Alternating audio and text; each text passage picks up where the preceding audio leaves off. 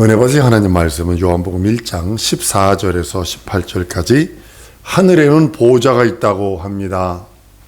근데 그 보좌가 누구 보좌인가? 하나님의 보좌인가 아니면 아들의 보좌인가? 이제 많은 사람들이 그래서 지금 다른 어떤 그 여호와 증인 같은 경우는 하나님의 보좌 옆에 아들의 보좌가 있고 그래서 삼신론이 되어버린 그런 모습을 봅니다. 많은 사람들이 그렇게 생각해요. 하나님의 보좌 옆에는 보좌 우편이라 그랬으니까 우편에 우리 예수님이 앉아 계신다. 이렇게 얘기를 합니다. 오늘 이 말씀을 나누려고 합니다. 하나님의 아들이 나타나신 두 번째 시간입니다. 하나님은 하늘이 없어도 존재하시는 분이세요. 하늘과 있는 하늘들 위에 있는 하늘일지라도 하나님을 용납하지 못합니다. 이 하늘은 하늘을 통치해야만 되는 어떤 필요성은 없어요. 하나님이 이 하늘을. 그런데 하나님은 하늘을 창조하시고 그 안에 있는 모든 것을 다 창조하십니다. 말씀으로 이스라되니라 이스라되니 창조하십니다. 그 모든 것이 하나님이 아들을 위하여 창조했다라고 성경은 선언을 합니다. 아들을 위하여 창조하시고 아들을 위하여 아들을 인하여 아들과 함께 모든 것이 창조되었다고 성경은 선언을 합니다. 하나님의 아들로 하여금 하늘을 있게 하시고 하늘을 통치하게 하시는 겁니다. 그래서 후사권의 완성은 뭐냐면 통치권입니다. 하나님의 아들이 2000년 전에 하늘에 올라가서 통치권을 가지시고 거기를 통치하기 시작을 합니다. 하늘에 있는 보좌는 아들의 보좌요. 아들이 하늘을 통치하는 통치권의 보좌라고 성경은 히브리서 1장 2절에 이 모든 날 마지막에 아들로 우리에게 말씀하셨으니 이 아들을 만유의 후사로 세우시고 저로 말미암아 모든 세계를 지으셨다라고 선언하는 이유가 거기 있는 겁니다. 하나님의 후사로 세움받은 하늘을 통치하기 위해서 하나님은 하나님의 아들이 품속에서 아들이 아버지 품속에서 나옵니다. 하나님 품속에서 나온 것이 아니라 아버지 품속에서 나오신 우리 인자이신 예수 그리스도께서 자기를 낮추시고 하늘로 직접 들어가신다면 하나님과 처음부터 동등한 입장이 됩니다. 그러나 그 동등함을 유지하지 아니하고 인자이신 예수는 무엇을 원하셨냐면 보좌에 들어가기 전에 먼저 자기를 낮춰 조개 형체인 사람의 모양으로 나타나셨다라고 빌립보서 2장 6절로 8절까지 말씀을 합니다. 아버지가 아들을 위해서 하늘 보좌를 준비해 주셨는데 이 아들은 그 보좌를 직접 택하는 것이 아니라 아버지와 동등됨을 위하여 취하는 것이 아니라 아주 인간의 모습, 인자의 모습으로 와서 죽음을 경험하고 아버지가 살려주시는 부활로 인하여 그 나라를 상속하기를 원하시는 그런 모습입니다. 아들이 자기를 낮추시고 사람과 같이 되어 죽기까지 아버지께 절대 복종하시는 순종하시는 모습이 예수 그리스도의 참 모습입니다. 겟세마네에서 기도한 모습을 우리는 잠시 생각을 해봐야 합니다. 십자가에 죽기까지 아버지 앞에서 복종하시는 인자의 모습이 다 그려져 있습니다. 죽기까지. 그리고 그것을 통과한 후에 하늘에 올라가셔서 보좌에 앉으셨다고 성경은 말씀을 합니다. 이 보좌를 앉으실 때는 하나님 아버지께서 그를 죽은 자 가운데서 살리심으로 높이시고 보좌에 앉게 하신 것입니다. 예수는 죽을 권세와 살 권세를, 부활할 권세를 아버지로부터 받았다고 그래요. 이거는 다른 말로 뭐냐면 아버지가 살려주시는 생명으로 나는 그 나라를 상속하겠습니다 라고 하는 고백과 같습니다. 아버지의 보좌와 아들의 보좌가 따로따로 있는 거 아니에요. 이거 삼신론이거든요. 삼신론이에요. 우리 잘못하면 삼신론자가 됩니다. 이번에 신학교에 가서도 이걸 얘기해봤어요. 하나님 보좌 우편이 어떤 것이냐. 그러니까 대부분 사람들이 하나님 아버지 보좌가 따로 있고 아들의 보좌가 따로 있는 것처럼 이렇게 생각을 하는 이들이 있다는 거죠. 그러니까 삼신론이라고 그랬어요. 작은 건데 우리가 자꾸 그렇게 생각하기 때문입니다. 아버지가 보좌에 앉으시고 아들이 그 우편에 앉아있는 그 모습은 사람들의 생각이요, 사람들의 착각입니다. 이건 삼신론적인 그런 사고에서 나온 것들입니다. 우편이라는 걸 가장 단순하고 가장 직설적으로 말하면 뭐냐면 가장 하나님이 사랑하시는 곳 이렇게 보셔야 합니다. 공간적인 개념으로 보면 안 돼요. 우리는 3차원에 사니까 공간적인 개념으로서 이걸 이해를 합니다. 그러나 우리가 이것을 해석할 때 어떻게 했냐면 아버지가 가장 사랑하시는 것, 이걸 예를 들면 여인들이 아이를 잉태를 하면 가장 중요한 곳에 아이를 잉태하는 것처럼 동일하게 하나님 아버지가 하나님이 아들을 위해서 아버지가 아들을 위해 최고로 좋은 곳을 내어준 곳, 가장 사랑하는 공간이 하나님 보좌 우편입니다. 하나님께서는 오직 예수 그리스도만 하나님의 영광으로 삼으셨어요. 예수 그리스도만 하나님의 기쁨으로 삼으셨어요. 하나님의 아들은 하나님의 영광이 하나님의 기쁨이라고 요한복음 1장 14절 이렇게 말합니다. 말씀이 육신이 되어 우리 가운데 거하심에 우리가 그 영광을 보니 아버지의 독생자의 영광의 은혜와 진리가 충만하다고요. 그 하나님이 바라보시는 영광은 오직 예수만 있는 거예요. 가장 기쁨이에요. 그 영광 속에 은혜가 들어있고 그 하나님의 그 영광 속에 진리가 들어있고, 그러니까 예수에게서만 영광을 찾을 수 있고 하나님의 영광을 찾을 수 있고 예수에게서 하나님의 은혜를 찾을 수 있고 예수에게서만 진리를 찾을 수 있다라고 선언하는 장면입니다. 영광을 홀로 가지신 분이 하나님이십니다. 오직 예수만이 하나님의 영광을 독점하고 계신 분이에요.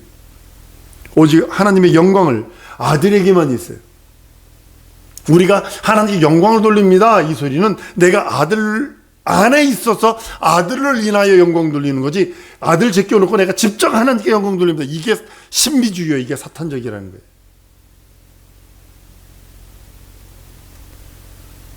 아들만이, 예수만이 하나님이 가장 사랑하는 자요, 예수만이 하나님이 가장 기뻐하는 자요. 하나님은 아들을 향하여 내 사랑하는 자요, 내 기뻐하는 자라고 세상에서 그 공생애를 시작할 때 선언하십니다. 저는 내 사랑하는 자요, 내 기뻐하는 자라. 우리가 하나님의 사랑을 받으려면 예수 안에 들어가야 돼요. 무조건 예수 안에 들어가지 않으면 하나님의 사랑 받을 수 없어요. 우리가 무조건 예수 안에 들어가 있지 않으면 하나님의 기쁨이 될 수 없어요. 하나님이 세워놓으신 법이기 때문에 그래요. 그 아들의 영으로 말미암아 우리가 아들의 영을 받아서 아들을 사랑하는 그 사랑을 함께 누릴 수 있다라고 말씀하는 겁니다. 하나님의 사랑받고 싶으면 하나님의 사랑하는 자를 찾아야 되는데 그 사랑하는 자가 예수요. 그래서 우리가 하나님의 사랑이 되기에 사랑받기를 원하면 예수 안에서 내가 발견되지 아니하면 하나님의 사랑을 받을 수 없다고 성경은 말씀하고 있고, 하나님의 사랑을 누릴 수도 없다라고 성경은 선언하고 있는 장면이기도 합니다. 아들을 기뻐하시는 그 기쁨을 함께 누릴 수 있는 유일한 방법, 오직 하나님의 영광 안에, 예수의 안에 들어가 있는 것 외에는 없다고 성경은 선언하고 있습니다. 요한복음 11장 40절 41절 이렇게 말합니다.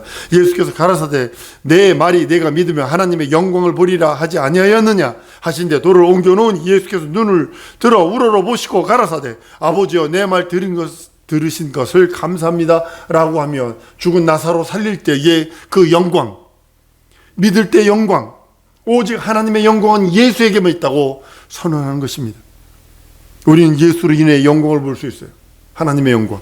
예수 제껴놓고 내가 하나님의 영광을 보리다, 이게 신비주의거든요.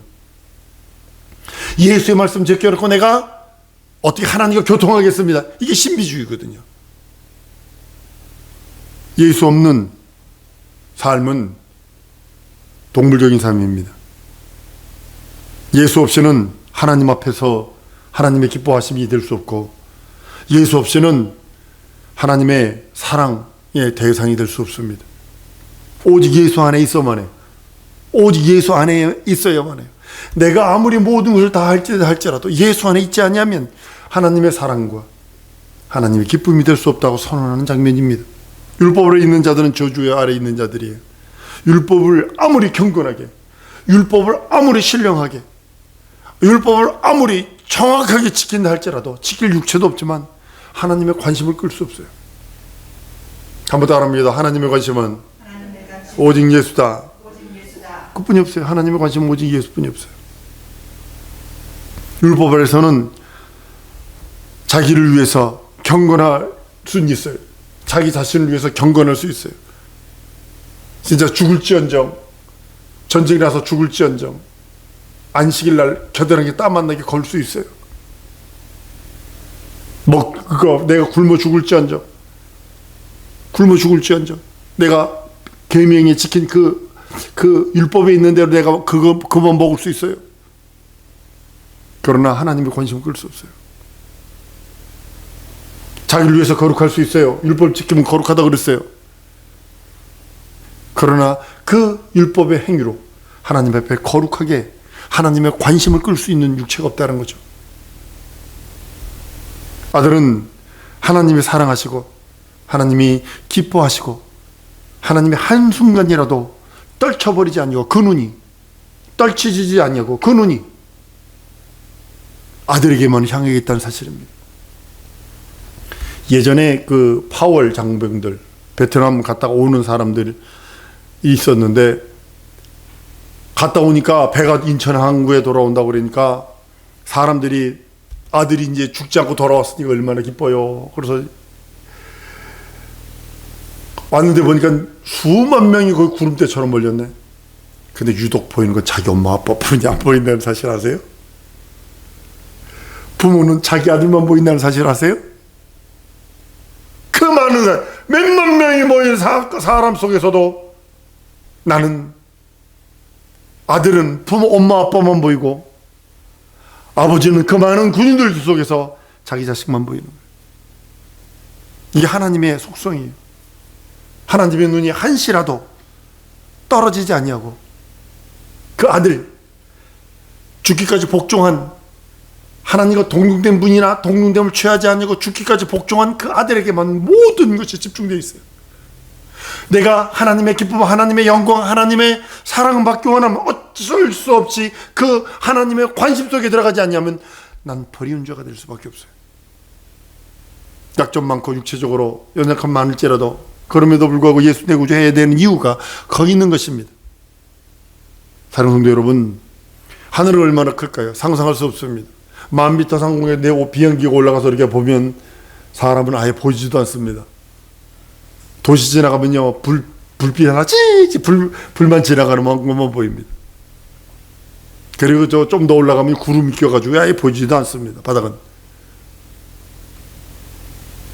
하늘의 우리 지구에 비하면 우주는 얼마나 클까요? 아인슈타인이 72억 광년 우주가 빛의 속도로 눈 깜짝할 사이 지구 7바퀴 반 돈다는 그런 빛의 속도로 72억인데 요즘엔 140억이 넘어서 240억 광년까지 되었습니다. 자꾸 늘어난다고 그럽니다. 우주에 비하면 이 지구는 보이지도 않죠. 무슨 위성이 어딘가요? 목성인가요? 어디 근처 가가지고 카메라를 반대로 돌렸어요. 지구 쪽으로. 아주 파란 조그만 점입니다. 깨알보다 더 적은 조그만 점입니다. 거기에 우리가 살고 있는 거예요. 72년인가 문제에 그것을 쏘아 올렸는데 아직까지 가고 있어요. 그런데요, 하늘 나라, 우리 여러분들이 내가가야 살 하늘 나라에 비하면 이 우주는 하나의 또한 점뿐이 안 됩니다. 점뿐이 안 되는 거예요. 이렇게 큰 하늘, 이렇게 큰 모든 것, 아무리 그렇게 크다 할지라도 하나님의 관심은 우주에 있는 게 아니에요. 하나님은 하늘보다 아들을 더 크게 보시거든요. 아들을 더 크게 보시는 거예요. 왜냐하면 아들은 아버지와 동등된 분이시기 때문에 그래요. 우주보다, 하늘보다 아들을 하나님은 더 관심을 두고 계세요. 예수에게 더 인자이신 그분에게 관심을 두는 거예요. 어머님은 압니다. 자식들에게 다른 것보다 더 관심이 있다는 거예요. 하나님이 하늘을 지으셨을 뿐만 아니라 하늘과 땅과 그 안에 모든 것을 지으셨지만 하늘은 아들을 위해 있는 처소일 뿐이에요. 아들을 위한 포도원에 불과한 거예요. 왜냐하면 하나님은 하늘 그것보다 아들이 살고 있는 집, 그것도 중요합니다. 그러나 부모가 바라보기에는 아들이 중요한 거지 그 집이 중요한 게 아니에요. 하늘은 포도원이므로 포도원이 중요한 것이 아니라 포도원 주인이 더 위대하고 더 중요하게 여긴다는 사실을 우리는 알으셔야 합니다. 아들을 위해서 하나님은 하늘을 창조하십니다. 아들을 위해서 하늘이 존재하고 아들을 위해서 지으신 것이 포도원입니다. 예수는 아버지가 주신 이 하늘, 그 하늘에 곧바로 들어가신 것이 아니라 주인 노릇하는 것보다 자신을 아버지 앞에 동등됨이 여기지 아니하고 자기를 낮춥니다. 그리고 예수는 철두철미하게 순종하여 들어가시려고 죽기까지 복종하셨다고 빌립보서 2장 5절로 11절까지 선언하십니다. 그런 대신 그러니까 아버지께서 그를 높이셔서 가장 뛰어난 이름, 그 이름을 줘서 모든 피조물들이 그 앞에 무릎 꿇게 하셨다라고 성경은 선언합니다. 그것이 하나님 아버지가 원래 계획하신 대로 그대로 되는 것입니다. 그러니까 그거를 받으시는 아버지는 영광을 받는 거예요. 아들을 보면 자동적으로 영광을 받는 게 뭐냐면 아버지가 계획해놓고 준비하는 그 모든 대로 100% 완성하는 모습을 아들의 순종과 복종 속에서 보거든요. 그러니까 그에게 모든 이름을 줘버려요. 모든 생명 여탈권을 줘버려요. 심판하는 권세를 줘버린 거예요. 그리고 모든 무릎이 예수 이름 앞에 무릎 꿇게 만드는 거예요. 예수를 믿든 안 믿든 상관하지 않냐고. 사탄도 마지막 날에 무릎 꿇게 될 것, 심판주로 오셔서 그를 영원한 형벌로 집어넣을 때에 무릎 꿇게 될 것입니다. 그는 2000년 전에 심판받았어요. 이제는 형벌만 남았다고 성경은 선언하고 있습니다. 하나님은 하늘보다 아들에 더 관심이 있으십니다. 하나님은 하늘보다 하늘도 귀히 여기십니다. 그러나 아들에 더 관심이 있으셔서 우리가 아들 안에 예수 안에 있어야만 하나님의 기쁨이요, 예수 안에 있어야만 하나님의 사랑의 대상이 된다고 말씀하는 겁니다. 설령 내가 실수해서 넘어졌을지라도, 설령 내가 내 속에 어떤 그런 것들 때문에 번민할지라도, 그럼에도 불구하고 예수 이름 부르고 예수 앞에 회개하고 돌아오는 이유는 하나님의 사랑을 받기 위해서, 하나님의 기쁨이 되기 위해서, 하나님 안에 영광이 되기 위해서. 하나님의 관심은 아들에게만 있기에 변화산상에서 엘리야가 있었고 한쪽에는 모세가 있습니다. 모세는 율법을 대표하고 엘리야는 선지자를 대표합니다. 구약 성경 전체를 대표하는 두 사람, 그러면 모세, 엘리야입니다. 그런 모세와 엘리야는 없어져요. 예수만 남습니다. 하나님이 기뻐하시는 자, 예수만 남습니다. 저는 내 사랑하는 자요 내 기뻐하는 자라, 너희는 저의 말을 들으라 라고 하시며, 하나님의 사랑이 누군지, 하나님의 기쁨이 누군지, 누구의 말을 들어야 영생하며 누구의 말을 들어야 하나님의 사랑이 되며 누구의 말을 들어야 하나님의 기쁨이 되는지를 선언하십니다. 노골적으로 선언합니다. 이스라엘은 선지자와 율법 속에서, 율법이라는 숲속, 선지자라고 하는 숲속에서 자라난 연한 풀과 같아요. 쉽게 말하면 온실에서 자란 연한 풀과 같아요. 엘리야와 모세는 구름 사이로 없어져 버렸어요. 다른 말로는 하나님의 관심 밖으로 사라져 버린 거예요. 하나님의 관심은 오직 예수에게만 있어요. 예수의 말씀을 듣는 자에게만 있는 거예요. 하나님에게 하늘보다 더 크고 더 큰 기쁨이고 더 큰 사랑이고 더 큰 영광은 아들입니다. 창세기 1장에 하나님 우주를 창조하시고 좋았더라 라고 말씀합니다. 그러나 그것보다 아들을 초월할 만큼 대단히 큰 존재가 아니라는 사실을 아셔야 합니다. 그것은 아들을 위해서, 아들로 인하여 아들과 함께 만들어진 것이라면, 아들은 하늘이 있기 전 영원한 때부터 아버지와 함께 계신 분이라고 요한복음 1장 14절에 말씀을 합니다. 예수는 아버지 품속에 계신 독생하신 하나님이십니다. 그를 봄으로써 인간은 하나님을 처음 뵙게 되고 하나님 아버지를 알 수 있습니다. 하늘에 계신 하나님 할 때에는 아버지 품속에 계신 독생하신 하나님이 하늘에 들어가시면 만왕의 왕으로서 하늘을 다스리게 될 때 그를 하늘에 계신 하나님이라 라고 말하고 있는 것입니다.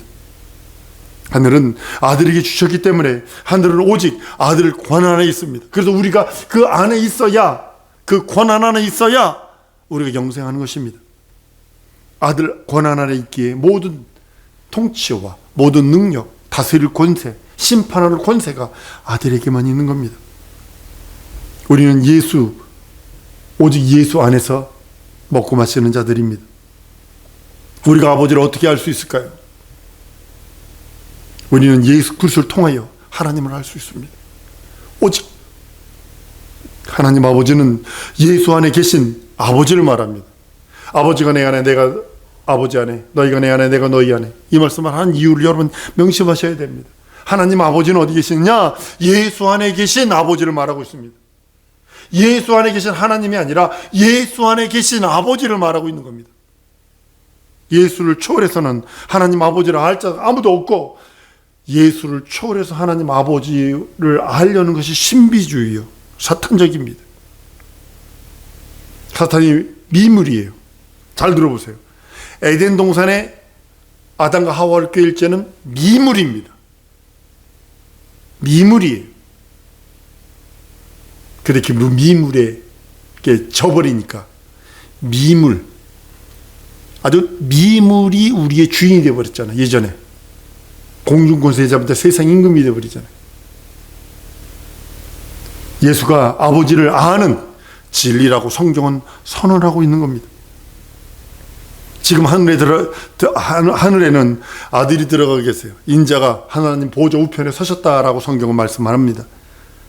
하늘에서 아버지를 어떻게 알 수 있을까요? 아버지는 내 안에 계시다고 예수께서 말씀을 하십니다. 예수께서 모시고 계신 아버지를 우리가 어떻게 알 수 있을까? 그것은요, 예수 안에 들어가야 아버지를 뵐 수 있어요. 한번 따라합니다. 예수 안에서 하나님 아버지를 배우리라. 이것이 참믿음입니다. 예수 제껴놓고 내가 하나님을 배우리라, 신비주의예요. 사탄적이에요. 아버지와 아들과 성령이 함께 계시는, 그것을 우리는 알아야 합니다. 많은 사람들이 하나님 그러면 성부 하나님을 생각하라고 했어요. 아니요, 하나님 성부 성자 성령 삼위일체 대신 한 분 하나님을 말하고 있는 거예요. 예수께서 오셔서 아버지의 기쁨이 된 것처럼, 사랑하는 성도 여러분, 이 시간에 기도하는 시간 갖기 원합니다. 내 영혼에 하나님 진정으로 소원하오니 내 영혼에 예수의 생명, 예수의 기쁨이 넘치게 하시고, 아버지의 사랑, 예수 안에서 하나님의 사랑, 하나님의 관심, 하나님의 기쁨이 될 수 있도록 이 시간에 우리 통성으로 기도하십시다. 내 영혼, 내 평생을 통하여 하나님의 기쁨 되고 하나님의 사랑받기 원하오니 날 도와주옵소서. 내가 연약할지라도, 내가 부족할지라도 날 도와주옵소서. 예수의 공로 의지하며, 예수 보혈 의지하며, 예수 생명 의지하며 죽여나가기 원하니 함께 해달라고 우리 다 같이 통성으로 기도하십니다.